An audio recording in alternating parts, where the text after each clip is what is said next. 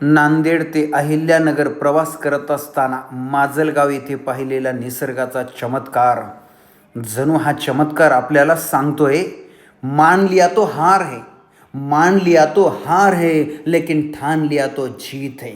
काय आहे हा चमत्कार? पहा, झाड बाभळीचं आहे आणि या बाभळीच्या झाडावर पिंपळाचं रोपटं वाढलंय आणि त्याचाही वृक्ष झालाय.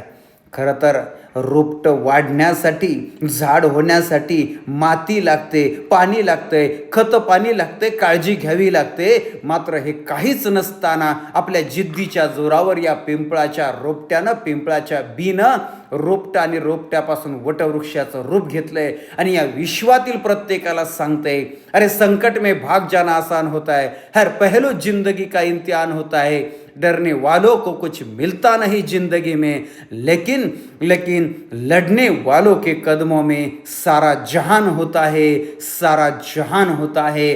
म्हणून मित्र हो, जगायचं, लढायचं आणि जिंकायचं.